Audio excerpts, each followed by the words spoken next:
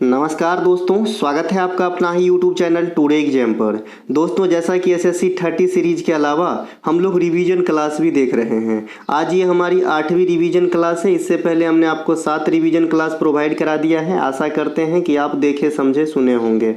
देखिए, आज की ये जो रिवीजन क्लास है जिसमें पेज नंबर 20 पेज से लिए गए हैं क्वेश्चन 315 से 335 के बीच में से, और इससे 50 रैंडमली ऑनलाइनर क्वेश्चन को उठाए गए हैं। और इसके अगर आपने 6 टाइम एक्स्ट्रा फैक्ट कर लिया तो 350 जीके जीएस की चर्च हम इस वीडियो में करने वाले हैं। टाइम ड्यूरेशन मेरे तरफ से 40 मिनट है। ये 40 मिनट बंधु 1 घंटे भी हो सकता है ना, 1 घंटा भी हो सकता है ना। मेरे मैथिली में एक कहावत है, खुरपी छुआ बैन हुआ। मतलब खेत पे गए नहीं मजदूरी के लिए और आपको तुरंत जो है आपका जो मजदूराना है वो डिमांड हो जाता है। तो ऐसा नहीं करना है। ऊपर वाला सब देख रहा है, चाहे आप बंद कमरे में कार्य करो या छुप के करो, वो सब देखता है कि कौन किस शिद्दत से कोई भी चीज़ को चाह रहा है। ठीक है, तो आपको जो है टाइम देख के हमारी वीडियो में नहीं भागना है। मैं ये भी जानता हूँ कि कम ड्यूरेशन वाली वीडियो चल जाती है, जिसमें 1 घंटा पार कर जाए वो जो है बिल्कुल ना चलती है। मुझे कोई फ़र्क नहीं पड़ता है। जो लास्ट तक डटे रहेंगे, विश्वास है आज न कल कुछ ज़रूर कर लेगा और उनको इम्प्रूवमेंट दिखता भी होगा।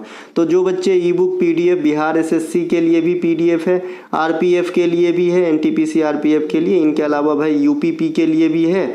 ये जो भी PDF है SSC 30 सीरीज भी है, तो आप ले सकते हो। इस ई बुक के अलावा और भी कंटेंट अवेलेबल है। एकमात्र ठिकाना ये मोबाइल नंबर, न तो मेरा कोई एप्लीकेशन है, ना इंस्टाग्राम कुछ भी नहीं है। एकमात्र आप व्हाट्सअप मैसेज के जरिए प्राप्त कर सकते हैं इस नंबर पे, या फिर डिस्क्रिप्शन में लिंक दिया गया है, लिंक क्लिक करके भी व्हाट्सअप मैसेज के थ्रू प्राप्त कर सकते हैं। चलिए शुरू करते हैं। इससे पहले एक बच्चे का जरा कमेंट पढ़ लेते हैं। जरा मुझे हंसी लग गई थी इसीलिए मैं आप लोगों को दिखाया, और कोई मकसद नहीं है। ठीक है भाई, नहीं तो इतने पॉजिटिव कंटेंट अगर और भी कहीं होता तो बहुत सारे लोग दिखाने लगते। मैं नहीं दिखाता, आप वीडियो में जाकर देख सकते हैं। ठीक है भैया, तो ये जो है, सर आपका व्यू इतना कम क्यों है, ये बात मेरे दिल को लगी थोड़ा, इसीलिए मैं आपको दिखाने आया हूँ, और कोई बात नहीं है। ये जो आपका है इतना व्यू कम है, और इन्होंने एक दूसरा आदमी या फिर यही बच्चा ने जवाब भी दिया है, रिप्लाई देख रहे हैं, ये मैंने नहीं दिया है, आप देख सकते हैं। कल वाली वीडियो का है, 4:16 में पेपर कटिंग किया हूँ मैं। ठीक है, तो इन्होंने लिखा है कि मेरे लिए अच्छा ही है, कंपटीशन नहीं बढ़ेगी। अब मुझे हंसी भी आ रहा है ना। तो थोड़ा बहुत आप लोग शेयर वेयर कर दिया कीजिए, है ना। ये रहा आपका प्रिंट कराया हुआ ई बुक का फॉर्मेट, जो बच्चे लोग ले लेके कराते हैं। हज़ारों बच्चे करा चुके हैं, आप भी लेके अपनी सपने को साकार कर सकते हैं। चलिए शुरू करते हैं आज का ये पहले प्रश्नों के साथ वीडियो। जय श्री राम।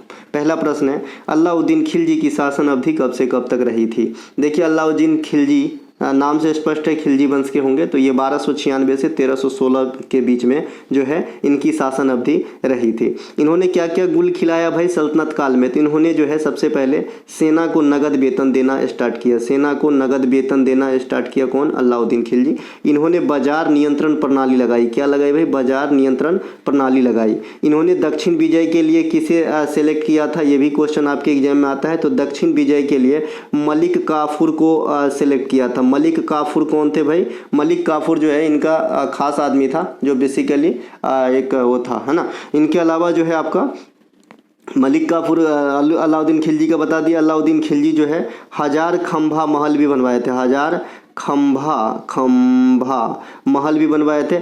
सीरी का किला भी बनवाए थे। सीरी का किला भी बनवाए थे अलाउद्दीन खिलजी। तो ये अलाउद्दीन खिलजी के बारे में है। इन्होंने अपने आप को क्या कहा था? सिकंदर। क्या कहा था भाई? सिकंदर ए सानी कहा करता था कि मैं दूसरा सिकंदर हूँ, मैं पूरा दुनिया को जीत लूंगा और अंत में क्या लेके जाऊंगा? लड्डू, है ना। तो ये था भैया अलाउद्दीन खिलजी। इनके अलावा दिल्ली सल्तनत पे आते हैं, 5 वंश शासन किए थे। ये कौन कौन से हैं? गुलाम है, फिर क्या है भाई? खिलजी है। गुलाम है, खिलजी है, ये क्रम से बता रहा हूँ। गुलाम, खिलजी, तुगलक, गुल खिला तुम सनम लो, तुगलक, सैयद, लोदी, ये है आपका 5 वंश। इनके कोई संस्थापक बता सकते हैं? गुलाम वंश के संस्थापक ऐबक हैं, कुतुबुद्दीन ऐबक। खिलजी वंश के जलालुद्दीन खिलजी हैं। तुगलक वंश के गयासुद्दीन तुगलक हैं। सैयद वंश के खिज्र खां है के और लोदी वंश के बहलोल लोदी है। ठीक है भाई, तो ये संस्थापक हो गए। एक क्वेश्चन आपसे पूछा जाता है कि गुलाम वंश को और क्या कहते हैं, जैसे इस बार सीरियल में भी पूछा गया है, तो ये ममलूक वंश कहा जाता है या इलवारी वंश कहा जाता है ना, ममलूक या इलवारी वंश कहा जाता है। सल्तनत पे सबसे अधिक दिन तक शासन किस वंश ने किया था, तो तुगलक वंश ने किया था, ध्यान रखेंगे। इसके अलावा सल्तनत से और भी बहुत सारे क्वेश्चन आते हैं। इसकी अवधि ड्यूरेशन क्या है, तो 1206 से 1526 रहा था। 1526 में ब्रेक किस युद्ध के उपरांत होते हैं, तो पानीपत के प्रथम युद्ध के उपरांत होते हैं, जिनके नायक कौन थे, बाबर और इब्राहिम लोदी। विजय कौन रहे थे, तो बाबर रहे थे। बाबर है जो है इस युद्ध में जीतने के बाद मुगल वंश की स्थापना करी थी। बाबर मुगल वंश की स्थापना करने से पहले कहाँ का शासक था, तो कहिएगा फरगना का शासक था। कब बने थे फरगना का शासक, 1494 ईस्वी के अंदर बने थे फरगना के शासक। बाबर को क्या कहा जाता है, बाबर को कलंदर भी कहा जाता है। बाबरनामा के लेखक कौन है, तो स्वयं बाबर है। और बाबर को कहाँ दफनाया गया है, काबुल में दफनाया गया है। बाबर के साथ 4 लड़ाई कौन सा है सर, 1526 में पानीपत की प्रथम लड़ाई, 1527 में खानवा की लड़ाई, 1528 में चंदेरी की लड़ाई और 1529 में घाघरा की लड़ाई। तो ये है आपका बाबर के द्वारा लड़े गए युद्धों का क्रम है ना, 1526, 27, 28, 29। हाँ, चलते हैं आगे। अच्छा, दिल्ली सल्तनत की एक और शासक का अवधि आपसे पूछता है ना, एक और शासक की अवधि आपसे पूछता है। 1325 से 51 तक रहे थे कौन, मोहम्मद बिन तुगलक। इनकी भी अवधि पूछा जाता है। एमबीटी काफ़ी फेमस है दिल्ली सल्तनत में, सबसे ज़्यादा पढ़े लिखे इन्हीं के काल में इब्न बतूता भारत आया था, जिन्होंने रेहला नामक किताब भी लिखा था। अच्छा, दिल्ली सल्तनत पे गुलाम वंश के जो इल्तुतमिश हुए, इन्होंने 2 सिक्का चलाया, एक जीतल चलाया और एक आपका टका चलाया। जो टका था ये अर्जेंटम का बना हुआ था यानी चांदी का, और जो जीतल था वो तांबा का बना हुआ करता था। तो इन्हें भी ध्यान रखेंगे, ये इल्तुतमिश के द्वारा चलाया गया सिक्का है। और इल्तुतमिश की बेटी कौन हुई, रजिया। रजिया क्या हुआ, इंडिया या सल्तनत पे शासन करने वाली प्रथम महिला शासिका भी है। चलिए अगला है कि कवक की कोशिका भित्ति किसकी बनी होती है। ये कवक है, कटक नहीं है, उड़ीसा नहीं जाना रे बाबा मुझे, है ना। तो यहाँ जो है कवक की कोशिका भित्ति बनी होती है आपका, है ना, कि किसकी बनी होती है, काइटिन की बनी होती है। किसकी, काइटिन की बनी होती है। देखिए कवक, आप लोग मशरूम खाते होंगे या गोबर छत्ता बोलते हैं गांव घर में इसे, है ना। गोबर का जहाँ भी जमावड़ा रहता है या पेड़ पौधे पर भी हो जाता है, ये जरूरी नहीं कि कहीं फिक्स जगह में ही हो, है ना। आपने देखा होगा इस प्रकार के छत्ते के जैसा व्हाइट व्हाइट रहता है सर, ये क्या रहती है, कवक रहती है। कुछ कवक जहरीली भी होती है, कुछ लोग खाते भी हैं। तो मशरूम भी इसी प्रकार का एक फॉर्म है जो जहरीली नहीं है, लोग खाते हैं। तो मशरूम खाने वाले को लोग क्या कहते हैं, तू काहे का शाकाहारी रे, तू तो कवक खाता है। क्यों कहता है ऐसा पता है, क्योंकि कवक जो है ना पादप में पूर्ण रूप से नहीं आती। क्यों, क्योंकि इसमें जो है पर्णहरित नहीं होती। पर्णहरित कहने का मतलब है क्या भैया, क्लोरोफिल नहीं होती है ना, क्लोरोफिल नहीं होती है, जिस कारण क्या होता है, फोटोसिंथेसिस नहीं होता, प्रकाश संश्लेषण जो है इसमें नहीं होती है। और प्रकाश संश्लेषण नहीं होती तो क्या होगा, ये भोजन के लिए दूसरे पे आश्रित है, और दूसरे पे आश्रित वाले को क्या कहते हैं, परपोषी कहते हैं, स्वपोषी नहीं है। तो इस प्रकार से कवक की जीवन चक्र है, क्योंकि इसमें प्रकाश संश्लेषण नहीं होता है तो खुद का भोजन या लवण तैयार नहीं कर पाता है, दूसरे पे डिपेंड रहता है, इसीलिए पूर्ण रूप से पादप नहीं माना जाता है। ठीक है, बाद बाकी कोशिका भित्ति काइटिन की बनी होती है, और कोशिका भित्ति सिर्फ पादप सेल में होता है, ये भी एक जो है अंतर विभेद है ना। इसे ध्यान रखेंगे कवक के बारे में। कवक से क्वेश्चन और पूछा जाता है, कवक से होने वाला तो रोग पूछा जाता है। दूसरा पूछा जाता है इनके अध्ययन को क्या कहते हैं, तो कवक के अध्ययन को सर मैकोलॉजी कहते हैं। एगो मैथोलॉजी भी होते हैं, जो कहानी वगैरह की जो है आप अध्ययन करते हो, ये मैकोलॉजी है ना। अब आते हैं सर कवक पढ़ लिए तो थोड़ा सा शैवाल पढ़ लेते हैं, अच्छा रहेगा। देखिए शैवाल के भी अपने काफ़ी सारे क्वेश्चन बन गए हैं जो एग्जाम में आते हैं। सबसे पहले शैवाल के अध्ययन को फाइकोलॉजी कहते हैं। क्या कहते हैं, फाइकोलॉजी कहते हैं शैवाल के अध्ययन को। अब शैवाल में भी कई प्रकार के शैवाल होते हैं जिनके अलग अलग नाम पूछ लेते हैं, रेड शैवाल, ब्राउन शैवाल और ग्रीन शैवाल। रेड शैवाल को सर रोडोफाइटा कहा जाता है। क्या कहा जाता है, रोडोफाइटा। ब्राउन शैवाल को क्या कहते हैं, फियोफाइटा, है ना, फाइटा, फियोफाइटा। और ग्रीन सवाल को क्या कहते हैं? Chlorophyta, Chlorophyta. और ये शैवाल और कवक ये किस खंड में आएंगे सर? तो ये थाइलोफाइटा समूह में आएंगे अपने आप में। मज़ा आया तो भाई लाइक ज़रूर कर देना। ये थाइलोफाइटा समूह में आते हैं कवक और शैवाल। इस सजीव जगत के सबसे बड़े श्रेणी कौन से होते हैं? इस सजीव जगत के सबसे बड़े श्रेणी कौन से होते हैं? तो आप कहेंगे थाइलोफाइटा। ये थाइलोफाइटा, ब्रायोफाइटा नाम तो सुना ही होगा, नाम काफ़ी है जी, है ना। तो इसमें आपका जो है आ जाता है ये दोनों, और शैवाल के अपने अपने कलर के हिसाब से अलग अलग नाम है। एक क्लोरेला नामक शैवाल होता है जो अंतरिक्ष यात्री यूज करते हैं। ये क्वेश्चन भी आपके एग्जाम में बिना बताए कभी कभी आ जाता है। चलते हैं आगे। इनके अलावा कोप 1 की बैठक पहली बार 1995 में कहाँ हुआ था? सबसे पहले कोप का फुल फॉर्म यूपीपी और यूपी पेट के एग्जाम में भी पूछा था। यूपी पेट का एग्जाम मेरे ख्याल में 2022 में हुआ था, ठीक है। तो उसमें कोप का फुल फॉर्म पूछा था। इनका होता है कॉन्फ्रेंस ऑन ऑफ पार्टी, माफ़ कीजिएगा, कॉन्फ्रेंस ऑफ पार्टीज होता है, ठीक है। तो ये कोप है। तो कोप की पहली बार बैठक कहाँ पर हुई? 1995 में बर्लिन के अंदर हुआ था। और ये बर्लिन कहाँ पे है सर? ये जर्मनी के अंदर है। अभी कोप 28 की बैठक है ना, कोप 27 का मिस्र में हुआ था।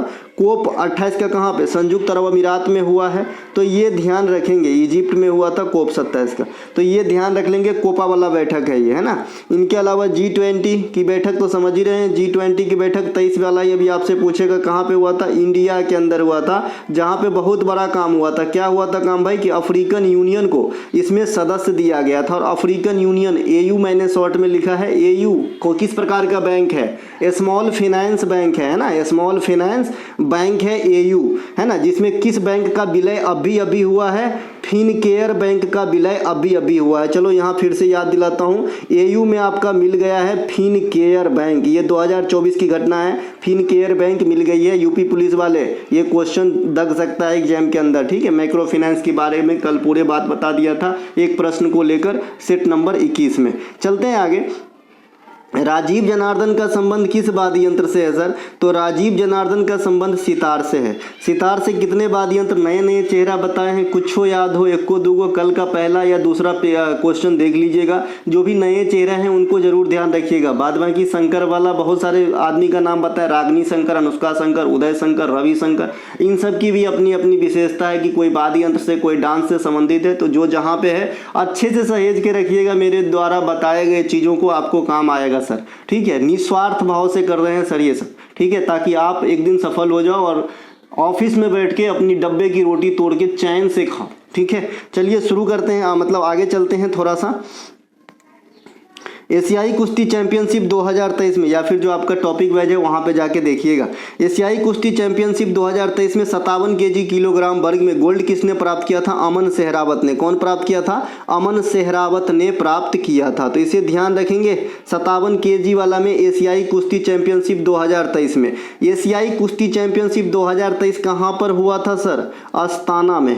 अस्ताना में हुआ था। एगो अस्थाना जो है सर नेम भी होता है, ये अस्ताना है, अस्ताना, ठीक है भाई, अस्ताना है। अस्ताना में हुआ था। इस देखिए बहुत सारे बच्चे की ना स्पोर्ट्स में बहुत कन्फ्यूजन होती है, जबकि मैं इतनी अच्छे से सुलझा के बोलता हूँ। भैया यहाँ पे एशियाई लगा है, इसका मतलब है कि इसमें सिर्फ एशियन कंट्री ही पार्टिसिपेट करते हैं, अगर बहुत ज़्यादा अपवाद पे ध्यान न दे तो, ठीक है। एक अगर एशियाई यहाँ पे हट जाए तो एगो विश्व कुश्ती चैंपियनशिप होता है, विश्व कुश्ती चैंपियनशिप होता है, जो अभी जॉर्डन के अंदर इन प्रोसेस है, अभी हो ही रहा है। और कल जो है कल या परसक रौनक दहिया नाम का कोई लड़का है, उनको जो है मेडल मिला है, ठीक है भाई। तो ये अभी हो ही रहा है विश्व कुश्ती चैंपियनशिप 2024 में। ये कहाँ पे हो रहा है? तो ये जॉर्डन के अंदर हो रहा है। 2023 में एशिया वाला कुश्ती चैंपियनशिप हुआ था, ये हुआ था आपका अस्ताना के अंदर। यहाँ पे अमन सेहरावत, ये काफ़ी पॉपुलर हो गए हैं अमन सेहरावत, क्योंकि ओलंपिक 2024 में भी इन्होंने ब्रांज मेडल इंडिया को दिलाए हैं, ठीक है। तो इनको ध्यान रखेंगे। 23 वाला आपके एग्जाम में आने के लिए बेकरार है, तो इसे ध्यान रखिएगा। गोल्ड जीते थे एशियाई कुश्ती कुश्ती चैंपियनशिप में अमन सेहरावत 57 केजी वाले में। जब से विनेश फोगाट के साथ केजी वाला लफड़ा हुआ है, वेट वाला, तब से आपको ये भी स्टाइल में याद रखना है कि किस वर्ग में जो है ये प्रतिस्पर्धा कर रहे थे। ठीक है, अभी बात करें पेरिस ओलंपिक में अमन सेहरावत का, तो पेरिस ओलंपिक में भी 57 केजी स्टाइल में ही इन्होंने जो है प्रतिस्पर्धा में ब्रॉन्ज मेडल जीते हैं इंडिया के लिए। ठीक है, पेरिस ओलंपिक में इंडिया को कितने पदक मिले, तो 6 पदक। अगर आपसे कहे कि 6 पदक जीतने में कितनी महिलाओं का जो है सहयोग मिला है, तो 1 महिला कौन है भैया, 1 महिला कौन है, तो मनु भाकर मैडम है ना, मनु भाकर मैडम जो है एकमात्र महिला है जो पेरिस ओलंपिक में भारत के लिए पदक जीती। बाद बाकी सभी पुरुष है। पुरुष में कौन कौन रहेंगे, एक सरबजीत सिंह है ना, सरबजीत सिंह है एंड वो भी निशानेबाजी है। मनु भाकर मैडम भी निशानेबाजी से संबंधित है। स्वप्निल कुसाले मुंबई डिवीजन यानी सेंट्रल रेलवे में पुणे स्टेशन के पास टीसी में कार्यरत है, तो रेलवे की तरफ से है ना, इन्होंने भी कांस्य जीते थे शूटिंग के अंदर ही। इनके अलावा पुरुष के हॉकी टीम, ये इंपॉर्टेंट रहेगा, जो पुरुष का हॉकी टीम है ये आपका भी ब्रॉन्ज ही जीता है, यहाँ पर ब्रॉन्ज ही जीता है। पिछले वाले जो टोक्यो में हुआ था वहाँ भी ब्रॉन्ज ही जीता था पुरुष के हॉकी टीम। ठीक है, इनके अलावा नीरज चोपड़ा एकमात्र सबसे बड़ा पदक जीते, कौन सा, रजत है ना, और गोल्ड कौन जीता था जेवलिन में, पाकिस्तान का नदीम नाम है उनका। चलते हैं आगे। इसके अलावा इतना समझिए तो एक और समझिए, एशियाई कुश्ती चैंपियनशिप ये सेम चीज़ 2024 में कहाँ पे हुआ है, जॉर्डन में हुआ है। आप सही सुन रहे हैं, इससे पहले अभी मैंने कहा था कि विश्व कुश्ती चैंपियनशिप भी जॉर्डन में हो रहा है, सही सुन रहे थे है ना। एशियाई कुश्ती चैंपियनशिप 2024, लेकिन उसमें क्या है कि अंडर 17 वाला जॉर्डन में हुआ है। ठीक है, अंडर 17 वाला। चलते हैं आगे। अब अंडर 17 क्या होता है, आप सभी को पता है कि एज फैक्टर होता है यहाँ पे कि 17 वर्ष से कम उम्र के लोग भाग लेते हैं। जैसे मैंने परसों बताया था कि जो लाठर है वो गोल्ड जीती है यहाँ पे एशियन कुश्ती चैंपियनशिप 2024 अंडर 17 वाले में। ठीक है, चलते हैं आगे। अगला हमारा एक प्रश्न है भाई यहाँ पे कि शैवाल पर्णहरित या क्लोरोफिल युक्त क्या है ना। तो मैंने अभी शैवाल के बारे में सब कुछ बता ही दिया है, फिर से बताने की कोशिश कर रहा हूँ ताकि आपका जो है और अच्छे से क्लियर हो जाए। अभी मैंने आपका क्या बताया था कि शैवाल जो है ये आपका किस में आ जाता है, थाइलोफाइटा में। यहाँ देखिए ये थाइलोफाइटा है समूह, और इसमें शैवाल भी आता है, कवक भी आता है, लाइकेन भी आता है।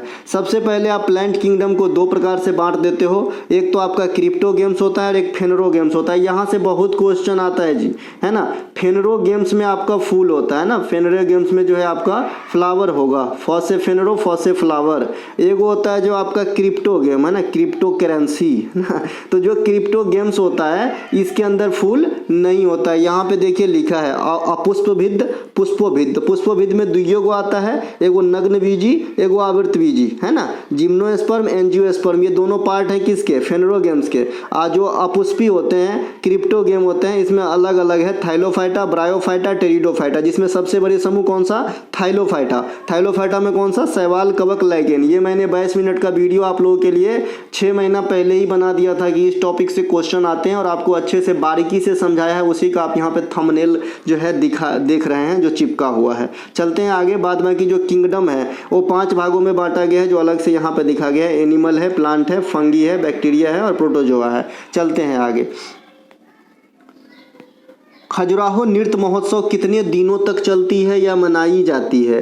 देखिए खजुराहो नृत्य महोत्सव जो है ये आपका 6 दिनों तक चलता है। अगर आपसे कोई बंधु पूछे कि ये किस महीने में चलती है तो फरवरी महीने में चलती है, फरवरी महीने में चलती है जनरली खजुराहो। ये खजुराहो कहाँ पे है, एमपी के अंदर है। खजुराहो में मंदिर भी है। तो खजुराहो का मंदिर कौन बनवाया था, तो चंदेल शासकों ने बनवाया था, है ना। एमपी में देखिए एक आपका सांची का स्तूप भी है, सांची का स्तूप भी है। तो जो सांची का स्तूप है इसे बनाने का श्रेय मौर्य सम्राट अशोक को दिया जाता है, लेकिन इसे खोजने का श्रेय टेलर को दिया जाता है। टेलर नाम का एक आदमी है, इनको दिया जाता है। ठीक है भाई, ध्यान रखेंगे, एक एक बात को गांठ बांध के रखेंगे।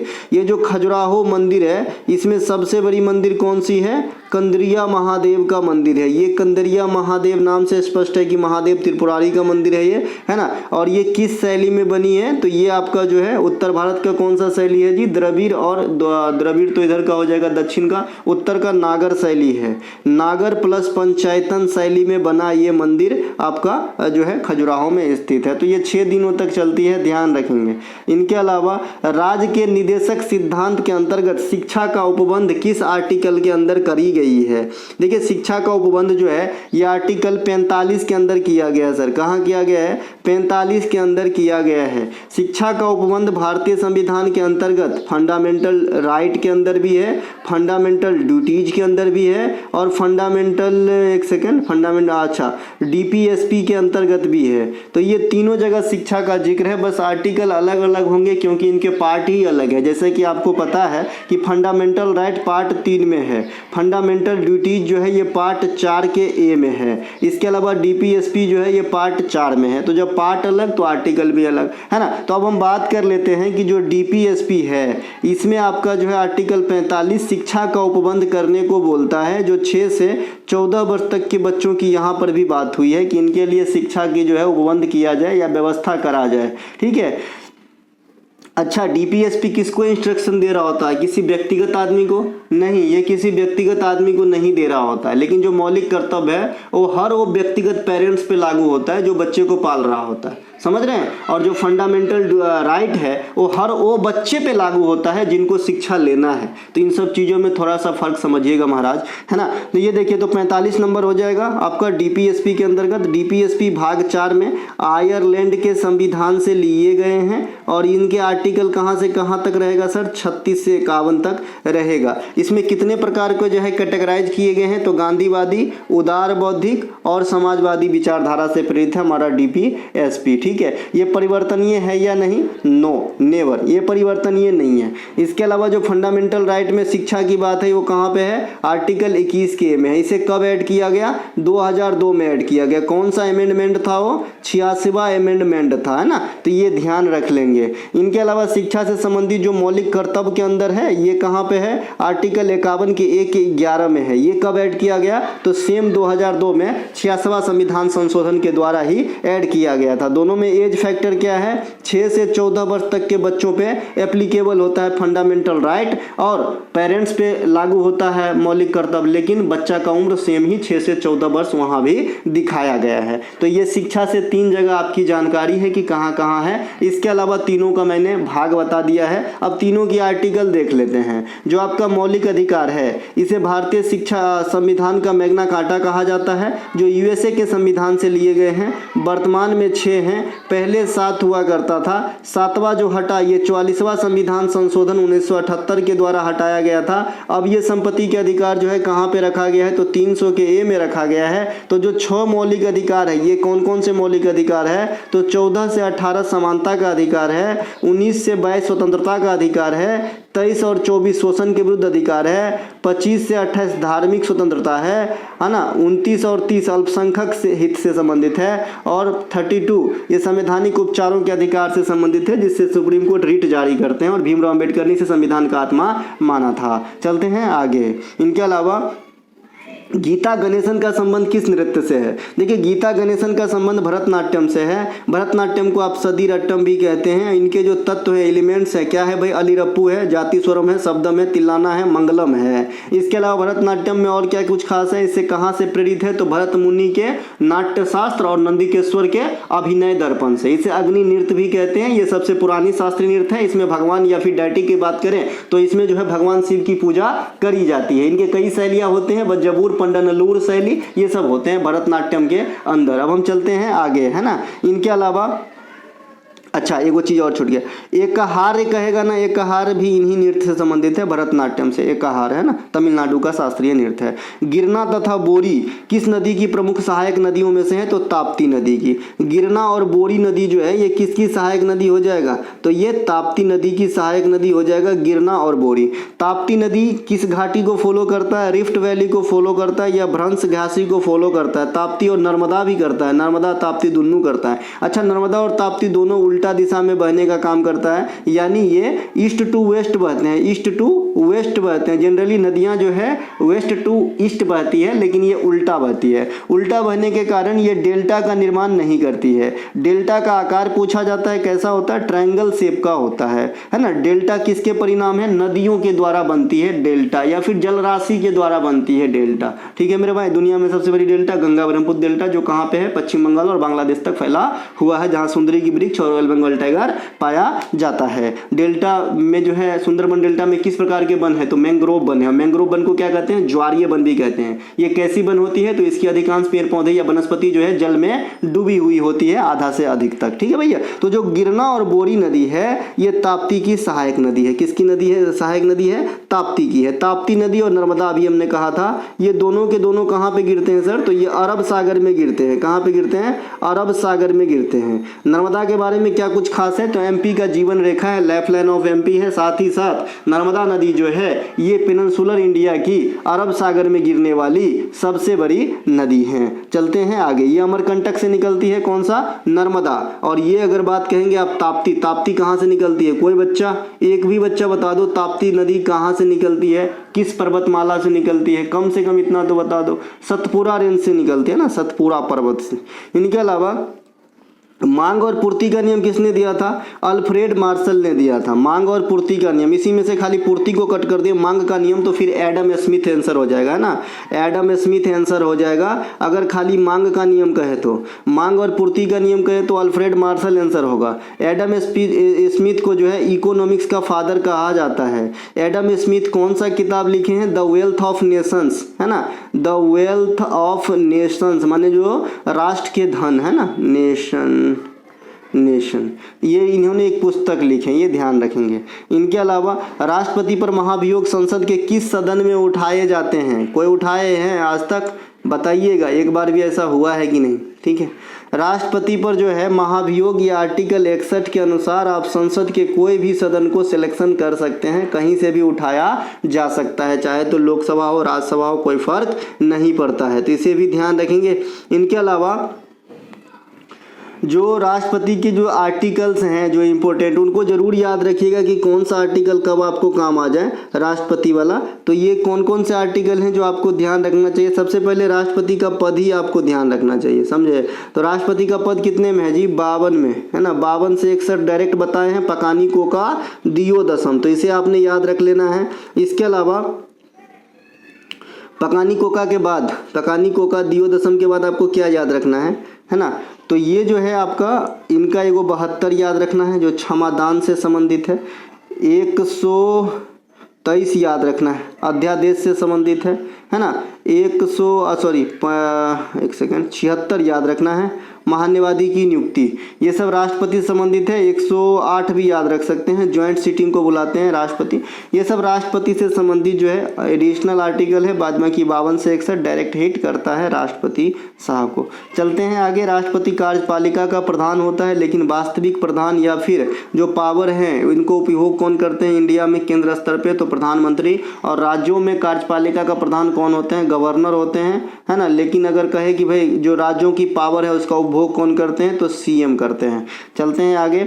इनके अलावा गांधी जी ने हरिजन सेवक संघ की स्थापना कब करे थे, तो गांधी जी हरिजन सेवक संघ की स्थापना 1932 में करे थे। 1932 में गांधी जी पूना पैक्ट भी करे थे। 1931 में गांधी जी गांधी इरविन समझौता भी करे थे। 1930 में गांधी जी दांडी मार्च भी चलाए थे। 1931 में गांधी जी सेकेंड गोलमेज सम्मेलन में भाग भी लिए थे।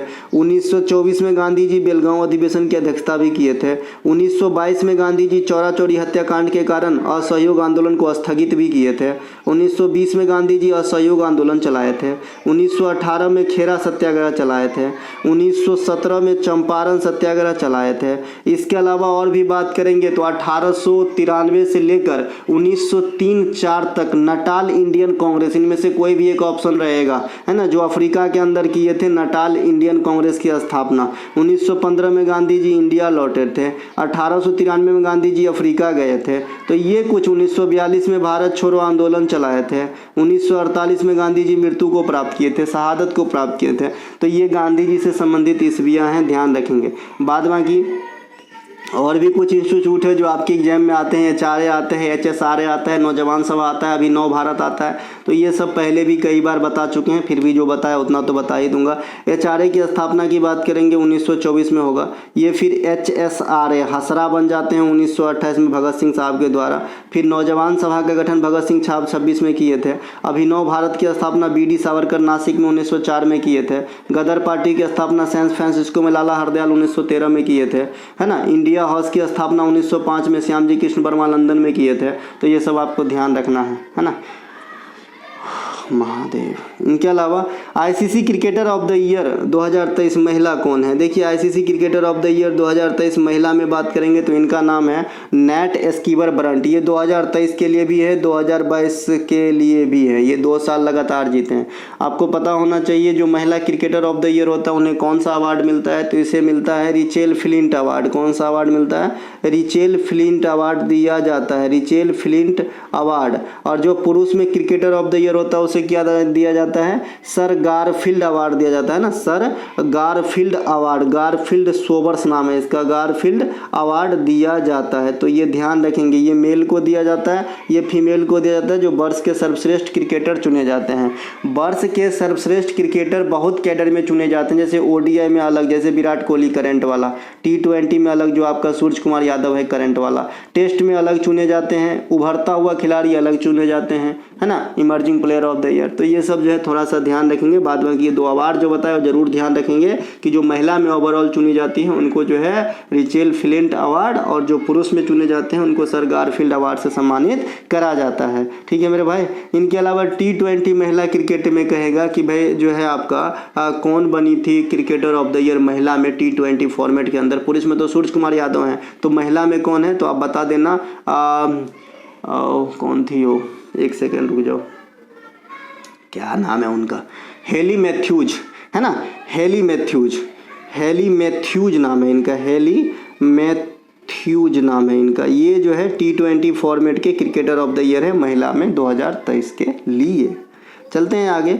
इनके अलावा जीएसटी परिषद में कुल कितने सदस्य होते हैं? 33 होते हैं, 2+31 के रेशियो में होते हैं। ये 2 कहाँ से होते हैं? सेंट्रल गवर्नमेंट के होते हैं। और 31 कहाँ पे से होते हैं? ये स्टेट और यूटी मिला के चुने जाते हैं 31, है ना। तो इन्हें ध्यान रखेंगे। जीएसटी की बात इंडिया में एप्लीकेबल लागू कब हुआ? 2017 में, है ना। जीएसटी से संविधान संशोधनवा कौन सा था? तो संविधान संशोधनवा था आपका 101वां। इनको अलावा जीएसटी से संबंधित आर्टिकल कौन सा है? 279 का ए है। जो जीएसटी परिषद होते हैं उनके अध्यक्षता कौन करते हैं? तो भारत के वित्त मंत्री के द्वारा करा जाता है। इन्हें ध्यान रखेंगे। इनके अलावा जीएसटी का स्लैब तो पता ही होगा, 0, 5, 12, 18, 28, ये जीएसटी के स्लैब है जी, है ना, मतलब दर है ना। ये सब ध्यान रखेंगे। चलते हैं आगे। बाद में कि जीएसटी भी कई प्रकार के होते हैं, 4 प्रकार के होते हैं जो मैंने आपको बता दिया है। सीजीएसटी होता है, एसजीएसटी होती है, यूटी जीएसटी होती है ना। चलते हैं आगे। आज़ादी के बाद पहली जनगणना 1951 में लिंगानुपात कितनी थी? तो जो आज़ादी के बाद पहली जनगणना हुआ उनमें लिंगानुपात 946 था। अभी कितना लिंगानुपात है? 943 है ना। तो घटा है कि बढ़ा है? तो घट गया है ना। लिंगानुपात किसे कहते हैं, है ना। तो 1000 पुरुषों पे महिलाओं की जो संख्या रहेगी उसे लिंगानुपात कहते हैं। बाल लिंगानुपात अभी कितना है? 919 है। ठीक है। सबसे अधिक लिंगानुपात कहाँ का है? अभी केरल राज्य का है। और सबसे कम लिंगानुपात कहाँ का है? हरियाणा राज्य का है। तो इन्हें भी ध्यान रख लेंगे।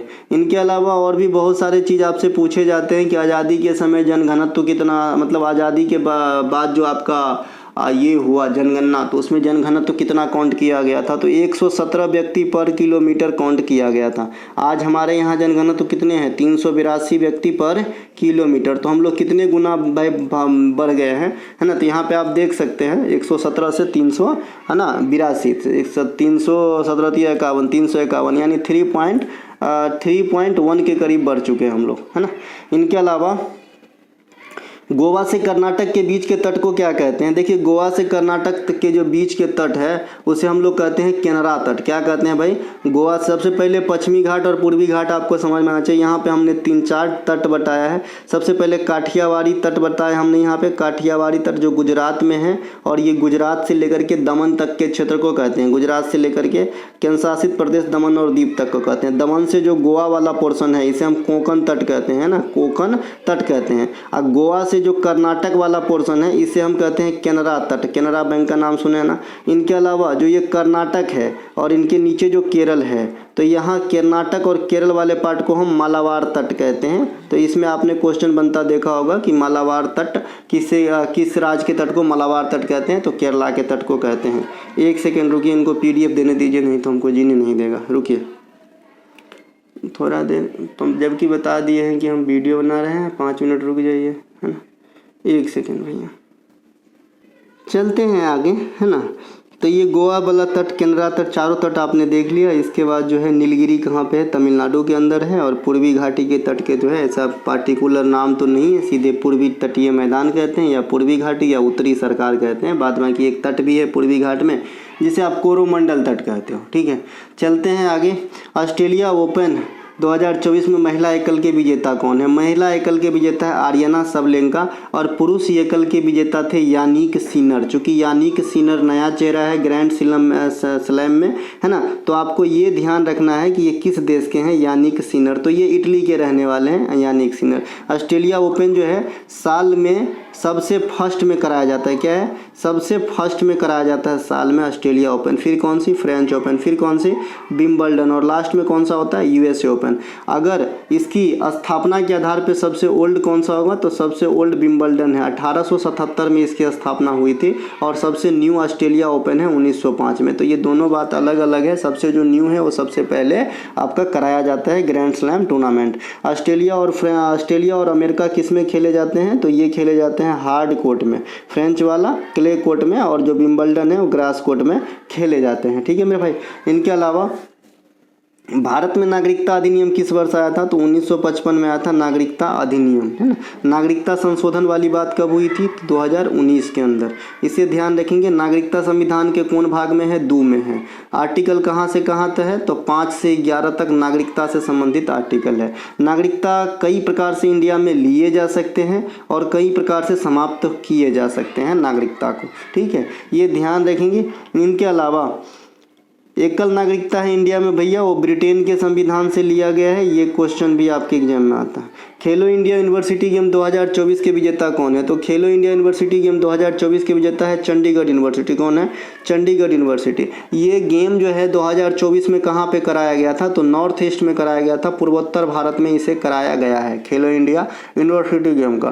खेलो इंडिया यूनिवर्सिटी गेम की शुरुआत कब हुई थी? तो 2020 में करी गई थी। 2020 में करी गई थी खेलो इंडिया यूनिवर्सिटी गेम की शुरुआत। खेलो इंडिया विंटर गेम, है ना, इनका भी शुरुआत 2020 में ही हुआ था। और जो 2024 वाला हुआ है ये आपका कहाँ पे? लद्दाख और आपका कश्मीर के अंदर, दोनों मिली जुलू में हुआ है ना। इससे पहले खाली कश्मीर में होता था खेलो इंडिया विंटर गेम, ठीक है भैया। इसके अलावा जो खेलो इंडिया यूथ गेम है ये 2024 में तमिलनाडु में हुआ है और विजेता रहा है महाराष्ट्र। इनका पहला फॉर्मेट 2018 में खेला गया था। अब तक सबसे अधिक सफल टीम रहा है खेलो इंडिया यूथ गेम में महाराष्ट्र, जो 4 टाइम जीते हैं, बाद बाकी 2 टाइम हरियाणा जीते हैं। टोटल कितने बार हुए हैं? 6 बार हुए हैं। चलते हैं आगे। इनके अलावा ओलंपिक इतिहास में वर्ष 2023 तक भारत हॉकी खेल में कितने रजत पदक प्राप्त किए? तो 21 रजत हॉकी में आया है। हॉकी मेंस टीम के द्वारा ओलंपिक के इतिहास में भारत को एक ही रजत हाथ लगा है। वो रजत हाथ लगा था आपका 1960 के रोम ओलंपिक में। कहाँ पे? 1960 के रोम ओलंपिक में जो है भारत को एगो रजत मिला था हॉकी खेल के अंदर। बाद बाकी या तो गोल्ड है या फिर जो है कांस्य है। हॉकी में बात करेंगे तो अब तक भारत के पास कितने गोल्ड है? तो भारत के पास 8 गोल्ड है ना, 8 गोल्ड है हॉकी के अंदर। इनके अलावा 3 कांस्य हो जाएंगे और आपका 1 रजत हो जाएंगे। 3 कांस्य हो जाएंगे ना जी, 2 पहले था और 1 अभी जीत लिया। अभी तक की बात करूँ तो आर्थिक निगाह के 12 गो पदक जो है हॉकी खेल के अंदर। 1 सेकेंड, यहाँ पे गड़बड़ है, 1 सेकेंड रुकिएगा। 4 गो कांस्य हो जाएगा। अब 4 गो कांस्य हो जाएगा जी। 8 3 11 1 12, 1 1 रजत है, 8 गो गोल्ड है, तो 4 गो हो जाएगा, ठीक है। 8 4 12 1 13। अब हॉकी के अंदर 13 पदक हो जानी चाहिए इंडिया का। देखिएगा 13 पदक होगा इंडिया का हॉकी के अंदर, है ना। इसके अलावा जो सबसे ज़्यादा गोल्ड है हॉकी के अंदर 8 है। टोटल 10 गो गोल्ड है। 10 गो में 1 अभिनव बिंद्रा के नाम है, 1 नीरज चोपड़ा के नाम है व्यक्तिगत। बाद बाकी जो गोल्ड है ये आपका 8 गो हॉकी के अंदर आया है। 10 गो गोल्ड की कहानी हो गई। इसके अलावा हॉकी में 35 गो पदक था टोक्यो ओलंपिक तक। इसमें कितना जीते हम? 6 गो, तो 6 5 11। ओवरऑल हॉकी में हमने अभी तक कितना पदक जीता? 41 पदक जीता, जिनमें महिलाओं को द्वारा व्यक्तिगत रूप से कितने पदक जीते गए हैं? तो 6 महिला 7 महिला 8 पदक, तो अब 9 गो पदक हो जाएगा जो महिलाओं के द्वारा जीते गए हैं। और अब तक ओलंपिक में 8 महिला हैं जिन्होंने पदक जीत चुके हैं व्यक्तिगत रूप से, ठीक है। इनके अलावा जो आपका इस बार का है मनु भाकर है, और पहली महिला जिन्होंने ओलंपिक में जीती थी वो सिडनी ओलंपिक में कर्णो मल्लेश्वरी थी। एक एक बात को अच्छे से समझेंगे, समझ में आएगा। ठीक है, मैंने क्या कहा भाई कि 8 गो महिला मिलके 9 गो पदक जीती है, यानी एक महिला 2 गो पदक जीती होगी। वो महिला कौन है? पीवी सिंधु है। इसीलिए क्वेश्चन बनता है लगातार 2 ओलंपिक में पदक जीतने वाली महिला पीवी सिंधु है। ठीक है भाई। और पहली कौन है? कर्णो मल्लेश्वरी। कब जीती थी? 2000 ईस्वी में सिडनी ओलंपिक में। और पहला गोल्ड कब मिला था भारत को? 1928 में एम्स्टर्डम ओलंपिक हॉकी खेल के अंदर, है ना। राष्ट्रकूट वंश की राजकीय पक्षी क्या थी? तो गरुड़ थी। आपने गुप्त वंश का भी गरुड़ याद रखा होगा, कल या परसों बताया था। मौर्य वंश का मौर्य से मोर, मोर से मयूर बताया था। इसके अलावा मैंने चेर वंश का बताया था। क्या बताया था? चेर का, चोल का, और चेर का, चोल का और पांड का, है ना। तो पांड का क्या बताया था? मछली। पांड का क्या था? मछली। चोल का क्या था? बाघ।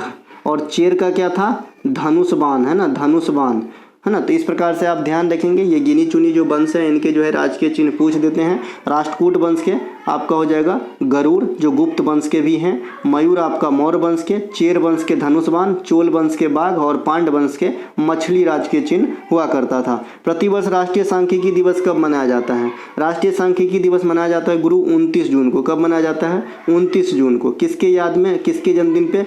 पीसी महालनोबिस, है ना, पीसी महालनोबिस के नाम पे मनाया जाता है। ये पीसी महालनोबिस के मॉडल पे कौन सा पंचवर्षीय योजना? सेकेंड पंचवर्षीय योजना आधारित हुआ करता था। 1949 में राष्ट्रीय आय समिति के अध्यक्ष कौन थे? तो राष्ट्रीय आय समिति के अध्यक्ष भी कौन थे? पीसी महालनोबिस थे। कब गठन हुआ था राष्ट्रीय आय समिति का? 1949 ईस्वी में किया गया था। तो ये ध्यान रख लेंगे, पीसी महालनोबिस, प्रशांत चंद्र महालनोबिस, है ना।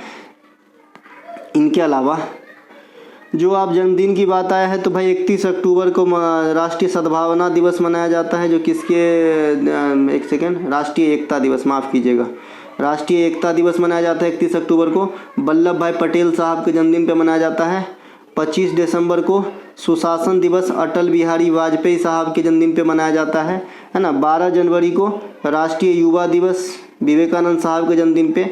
23 दिसंबर को चौधरी चरण सिंह के जन्मदिन पे किसान दिवस मनाया जाता है। ये सब ध्यान रख लेंगे, काम आएगी। चलते हैं हम आगे। इनके अलावा बाय गॉड्स डिग्री किसकी आत्मकथा है? बाय गॉड्स डिग्री जो है यह कपिल देव की आत्मकथा है। बाद बाकी स्ट्रेट फ्रॉम हार्ट, है ना, स्ट्रेट फ्रॉम हार्ट, हार्ट बना देता हूँ, इस प्रकार से रहता है। तो ये आपका कपिल देव साहब का ही किताब है। बाद बाकी क्रिकेटर में आएंगे, प्लेइंग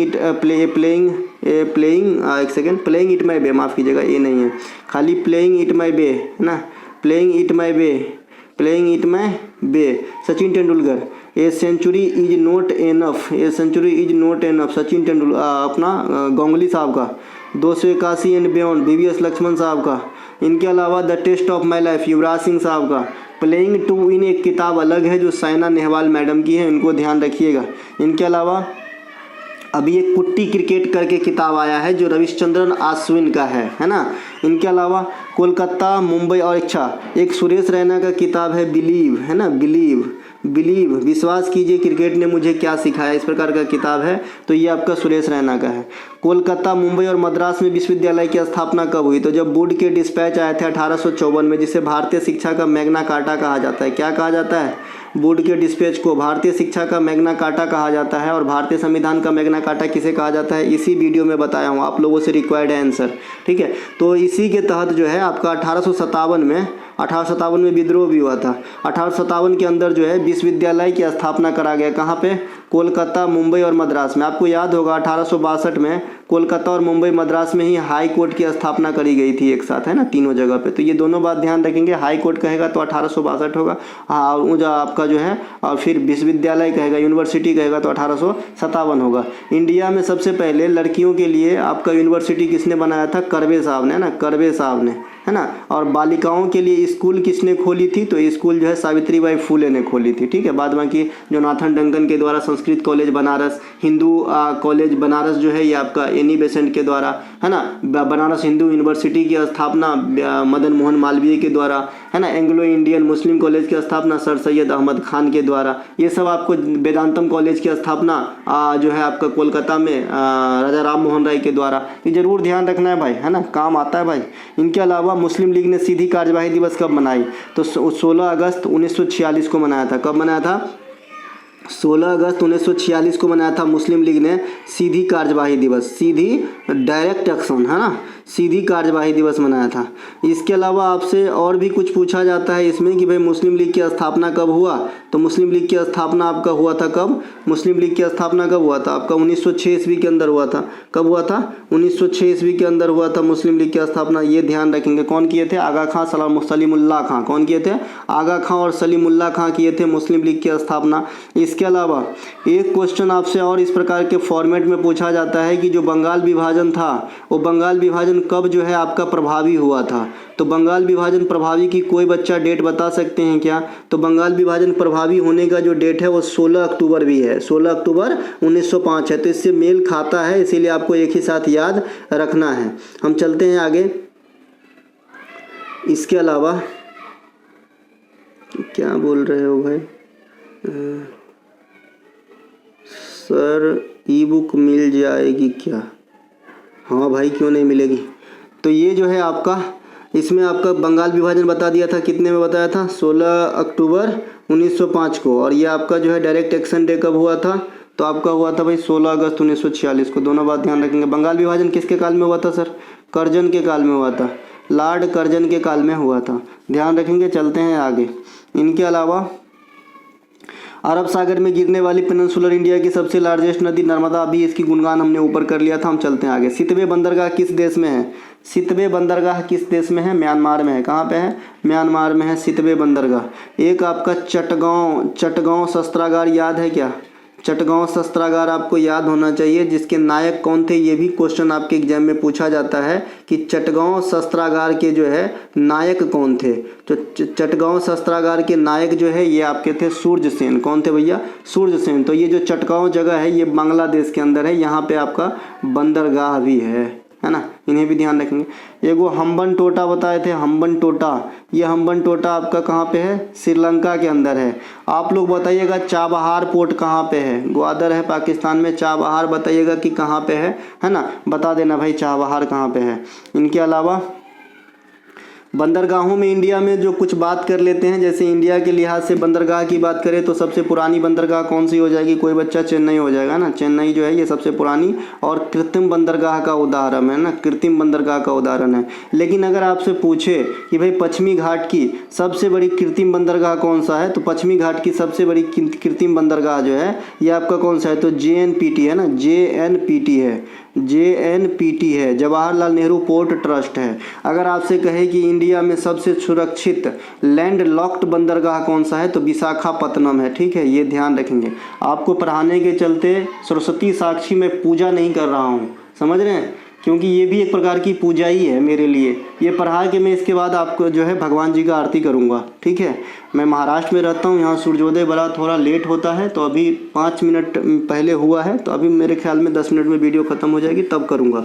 तो आप लोगों को भी थोड़ा सा मेरा साथ देना होगा जी, है ना। मैं कितना भी चिल्ला लूँ, कितना भी अच्छा कंटेंट बता दूँ, अगर आप देखोगे ही नहीं, पढ़ोगे ही नहीं, तो मैं इसमें मेरी क्या गलती है। ठीक है, चलिए। देश की संप्रभुता, एकता, अखंडता को बनाए रखने के लिए मौलिक कर्तव्य में कौन से आर्टिकल जिम्मेवार है? तो मौलिक कर्तव्य में जो आर्टिकल 51 के A का C है ना, ये आपका जिम्मेवार है कि भाई देश का अखंडता, एकता, संप्रभुता इसको बनाए रखने के लिए अपील करता है। बाद बाकी पहला में क्या है? जो हमारा फ्लैग है, उनको आपको ध्यान रखना है, राष्ट्र ध्वज का सम्मान करना है। ये सब किस में है? पहला में है। राष्ट्रगान, राष्ट्र ध्वज, राष्ट्रगीत सब आ जाएंगे इसके अंदर। इनके अलावा दूसरा में क्या बताया था? 51 के A के सेकंड में क्या बताया था कि उन आदर्श वाक्यों को संजो कर रखना जिन्होंने हमें देश भावना को जो है जागृत किया है या प्रेरित किया है। तीसरा में अभी आपने इस क्वेश्चन को ही देख लिया, अखंडता, एकता और संप्रभुता को बनाए रखना। चौथा में है कि देश में कोई भी विपत्ति या फिर कोई ऐसा समय आ जाए कि जिसमें आपकी ज़रूरत हो सेवा का, तो आपको जाना पड़ेगा, ये आपको जाना चाहिए, ये मौलिक कर्तव्य है, आप जो है चौथा में याद रखिएगा। पांचवा में है कि भाई हम विविधताओं वाले देश में रहते हैं, तो आपसी जो है भाईचारा की भावना बनाए रखना, चाहे भाषा के आधार पे हो, धर्म के आधार पे हो। तो जो भाईचारा वाला बात होता है 51 के A के E में होता है। देखिए लंबा चौड़ा लिखा रहता है किताबी भाषा में, लेकिन आपको एक वैसा वर्ड पकड़ना है जो आप एग्जाम में पकड़ सकते हो। तो भाईचारा वाला बात किस में है? 5 में है। किस में है? 5 में है। ठीक है भैया। इनके अलावा छठा में क्या है? संस्कृति विरासत को महत्व देना और संरक्षण करना। जो हमारी परंपरा वगैरह हैं या फिर जो विरासत टाइप के हमें कुछ मिला हुआ है, तो उनको संरक्षण करना। ठीक है भाई। ध्यान रहेगा कि नहीं ध्यान रहेगा। यही चीज़ जो अगर आप डीपीएसपी में बात करोगे तो आर्टिकल 49 में सेम चीज़ कहा गया है कि जो लोकहित की जगह है, जो विरासत है हमारी, उसको जो है देखभाल करना, रक्षा करना, ठीक है। इनके अलावा इसी प्रकार से 11 में बता ही दिए क्या थे। उससे अलावा मतलब 51 के ए के में क्या रहेगा, शिक्षा वाला रहेगा, जो अभी आपने 21 के ये आर्टिकल जहाँ देखा था वहाँ पे। भूटान की सर्वोच्च सम्मान प्राप्त करने वाली विदेशी नागरिक कौन है पहले, तो ये आपके नरेंद्र मोदी हैं। इनको मिला था ऑर्डर ऑफ ड्रूक ग्लाइपो अवार्ड, अभी मिला है, 2024 में ही मिला है। तो ये क्वेश्चन मोदी साहब को मिला है, तो ये क्वेश्चन पूछ देता है। इसका नाम भी याद रखिएगा, ऑर्डर ऑफ ड्रूक ग्लाइपो, इस प्रकार का नाम है। अभी भूटान के राजा कौन है, जिग्मे खेसर वांगचुक, इस प्रकार का नाम है। इनके अलावा भूटान की भाषा जोंगखा है। भूटान में कौन से धर्म के लोग रहते हैं, तो ज़्यादातर आपका जो रहता है भैया बौद्ध धर्म को फॉलो करने वाले रहते हैं भूटान के अंदर। इनके अलावा 2011 जनगणना के अनुसार किस राज्य में हिंदू आबादी सबसे अधिक परसेंटेज के हिसाब से है, तो हिमाचल प्रदेश में। हिमाचल प्रदेश में सबसे अधिक हिंदू आबादी का परसेंटेज भी है। साथ ही साथ अगर आप बात करें कि भाई सबसे ज़्यादा आपका जो है कि भाई किस राज्य में सबसे ज़्यादा ग्रामीण जनसंख्या है आपका परसेंटेज के हिसाब से, तो भी हिमाचल प्रदेश ही आंसर होगा, ये ध्यान रखेंगे। लेकिन अगर ओवरऑल ग्रामीण जनसंख्या सबसे अधिक मतलब कौन राज्य में है, तो ये आपका यूपी के अंदर है। तादाद के हिसाब से उत्तर प्रदेश है, परसेंटेज के हिसाब से हिमाचल प्रदेश है ना। और हिमाचल प्रदेश में सबसे अधिक हिंदू आबादी है। इंडिया में 2011 की जनगणना के अनुसार 80% से कम याद रखने को बोला हूँ, 79.8% हिंदू थे। और दूसरा सबसे बड़ा समुदाय 14.2% उस समय इस्लाम धर्म के लोग काउंट हुए थे इंडिया के अंदर। और सबसे कम अल्पसंख्यक में कौन थे, जैन समुदाय के लोग सबसे कम थे, है ना, जैन समुदाय के लोग सबसे कम थे। इसके अलावा जो काउंटिंग होती है उनमें कुछ ऐसे लोग होते हैं जो कोई धर्म नहीं बताते हैं, मैं किसी चीज़ को फॉलो नहीं करता हूं, तो उन्हें अन्य बोला जाता है, ठीक है। वो भी ध्यान रखेंगे, ये भी बता चुका हूं, अन्य वाला भी क्वेश्चन आपके एग्जाम में आ चुका है, ठीक है, वो दे दिया हूं, ई बुक में भी है और आपका 30 सीरीज में भी दे दिया था एक बार। चलते हैं आगे। रोलिंग प्लान को कब समाप्त किया गया था, देखिए रोलिंग प्लान जो है 1977 से 83 के लिए बनाया जरूर गया था जनता पार्टी की सरकार मोरारजी देसाई साहब के द्वारा 1977 में, लेकिन इसे कब ब्रेक किया गया था, 1980 में। और 1980 में ब्रेक करके क्या बनाया गया था, 1980 से 85 के लिए छठी पंचवर्षीय योजना की जो है अवधि तय करी गई थी इंदिरा गांधी के द्वारा, तो ये ध्यान रखेंगे। इसके अलावा 3-4 बार ब्रेक हुआ है। एगो आपका योजना अवकाश का काल है 1966 से 1969 के समय को योजना अवकाश काल कहा जाता है। रोलिंग प्लान जो है 1977 से 83, लेकिन ब्रेक हुआ 80 में, तो ये बात भी ध्यान रखेंगे। इसके अलावा 2 वार्षिक योजना 1991 से 1990 से 1992 तक के लिए आया था, तो इन्हें भी ध्यान रखेंगे, ठीक है। चलते हैं हम आगे। इनके अलावा भारतीय ओलंपिक संघ के प्रथम अध्यक्ष कौन थे, देखिए भारतीय ओलंपिक संघ के प्रथम अध्यक्ष दोराबजी टाटा साहब थे। स्थापना का श्रेय भी दोराबजी टाटा साहब को ही दिया जाता है 1927 में। अभी भारतीय ओलंपिक संघ में अध्यक्ष कौन है, पीटी उषा मैडम है, जो प्रथम महिला अध्यक्ष भी है, तो इनको भी ध्यान रखेंगे। इनके अलावा जो है बीसीसीआई के प्रथम अध्यक्ष पूछ देते हैं आर ग्रेंट गोवन, है ना, आर ग्रेंट गोवना नाम है इनका। इनके अलावा आर ग्रेंट गोवना, बीसीसीआई की स्थापना 1928 में हुआ था, ध्यान रखेंगे। माफ़ करना भैया, याद रखने के लिए फ़नी चीज़ बोल देता हूँ बाद में कि और कोई मोटो नहीं है ना। इनके अलावा जो है आपका बीसीसीआई के अभी अध्यक्ष कौन है, रोजर बिनी है। कौन है, रोजर बिनी है, इन्हें भी ध्यान रखेंगे। इनके अलावा जो अभी SAI होता है ना, स्पोर्ट्स अथॉरिटी ऑफ इंडिया, इसका जो है स्पोर्ट्स अथॉरिटी ऑफ इंडिया की स्थापना कब हुई थी, 1984 के अंदर। और इनके अध्यक्ष कौन होते हैं, PM होते हैं। कौन होते हैं, PM होते हैं, इन्हें भी ध्यान रखेंगे। सुप्रसिद्ध पटियाला घराना के संस्थापक कौन है, फतेह अली खान, अली बख्श, जनरल खान, है ना। पटियाला घराना के, पटियाला घराना, किराना घराना, जो भी घराने हैं सबको बता चुका हूँ मैं कि भाई किसको कौन है, कैसे याद रखना है, बाद में कि आपका भी कुछ दायित्व बन जाता है सर जी, है ना। चलते हैं हम आगे। इनके अलावा कौन सी प्रश्न है, कहाँ, हाँ, सबसे कम उम्र के पद्म विभूषण प्राप्त करने वाली शास्त्रीय नृत्यांगना कौन है, तो सबसे कम उम्र के पद्म विभूषण प्राप्त करने वाली शास्त्रीय नृत्यांगना जो है ये आपका रहेगा भैया सोनल मानसिंह।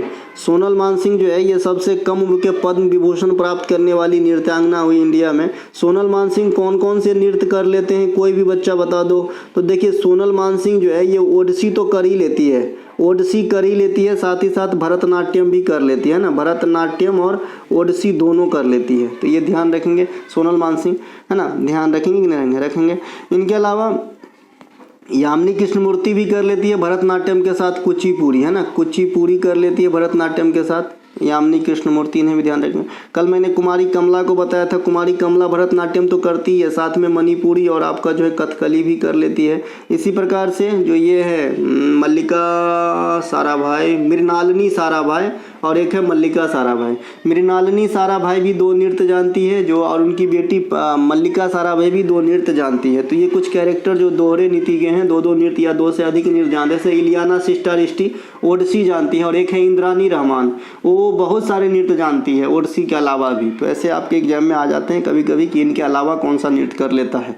इनके अलावा 2023 में जन्म और मृत्यु पंजीकरण जो विधेयक संशोधन बिल आया, तो ये किस मंत्रालय के अधीन है? तो गृह मंत्रालय के अधीन है। कौन मंत्रालय के?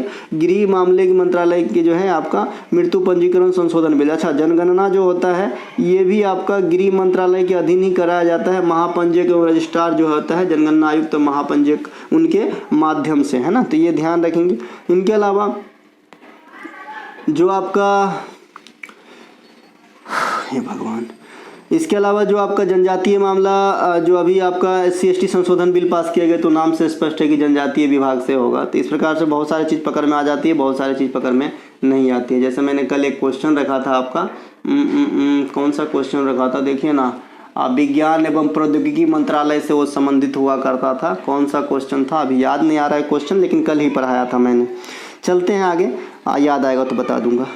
अकबर के अधीन भू राजस्व प्रणाली किससे संबंधित है? टोडरमल। टोडरमल भू राजस्व प्रणाली या दहसाला बंदोबस्त भी इन्होंने चलाया था, तो ये ध्यान रखेंगे टोडरमल को। अच्छा, अगर आपसे इसी क्वेश्चन को थोड़ा सा मॉडिफाई करके आपसे कोई पूछे कि भाई मुगल काल के दौरान सबसे पहले भू राजस्व प्रणाली की बात किसने किया था, तो शेरशाह सूरी आंसर होगा जी, है ना।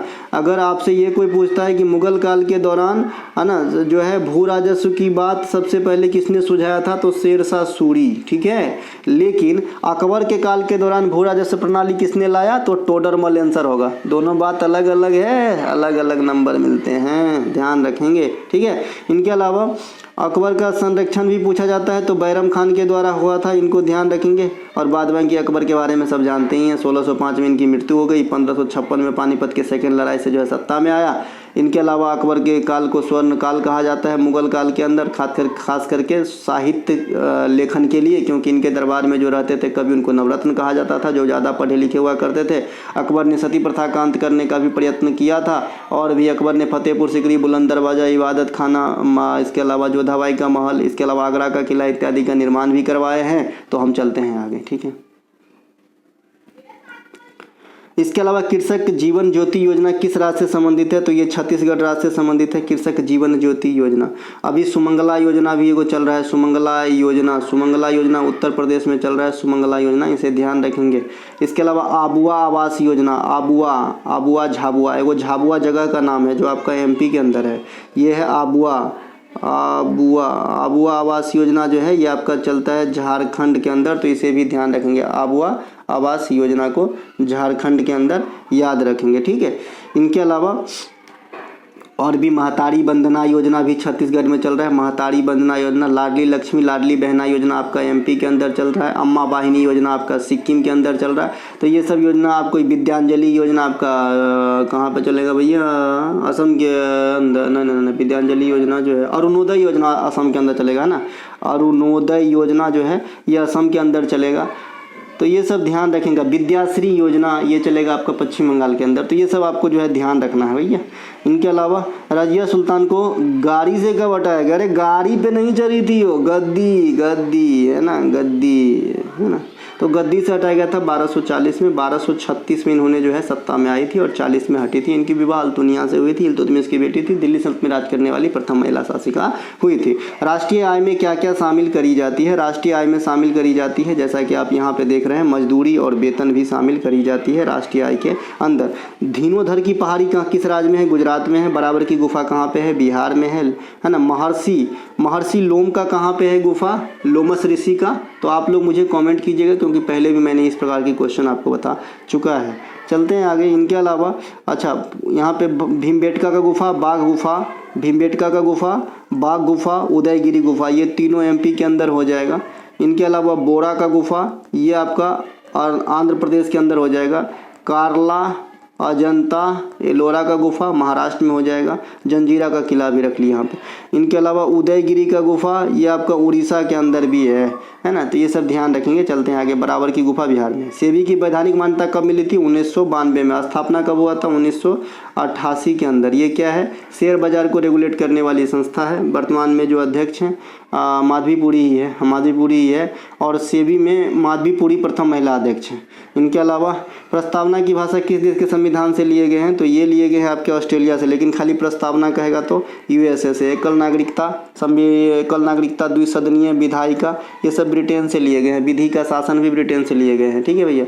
लेकिन विधि द्वारा स्थापित प्रक्रिया जापान के संविधान से लिए गए हैं। ये कन्फ्यूजन पेयर है। इनके अलावा शीशम, पीपल, नीम, बेल इत्यादि पेड़ जो है किस वन के उदाहरण है? तो उष्णकटिबंधीय पर्णपाती वन। यहाँ पे वर्षा जो है 200 सेंटीमीटर से कम होती है सालाना। 200 सेंटीमीटर से अधिक वर्षा होगी तो सदाबहार वन हो जाता है। हुड़का बॉल नृत्य किस राज्य से संबंधित है? उत्तराखंड राज्य से संबंधित है। मैं चाहता हूँ कि 1 घंटे में समाप्त हो जाए। हुड़का बॉल, हुड़का जो है ये आपका एक प्रकार का वाद्य यंत्र है। बॉल नृत्य होता है। उत्तराखंड में खेतों में काम करते खरीफ के मौसम में किया जाता है। आज़ादी के समय कितनी थी साक्षरता दर? 12। अभी कितना है? 74.04। 82 14 पुरुष का है और 65 46 महिला का है। इनके अलावा दिल्ली को राजधानी क्षेत्र का दर्जा किस आर्टिकल में? तो 239 ए में मिला था। 69वां संविधान संशोधन, माफ कीजिएगा, 1991 के अंदर, है ना। अप्रैल महीना में मनाए जाने वाले बिहू को क्या कहते हैं? रंगोली बिहू। बिहू कितने प्रकार के? 3 प्रकार के। आप लोग लाइक, सब्सक्राइब, कमेंट करते हैं कि नहीं, ये एक जवाब दे दीजिएगा। बाद में कि अगर कोई सा भी कंटेंट चाहिए डिस्क्रिप्शन में लिंक है, आप लोग क्लिक करके व्हाट्सएप के माध्यम से प्राप्त कर सकते हैं। जय हिंद दोस्तों। 1 घंटे के अंदर समाप्त कर दिया।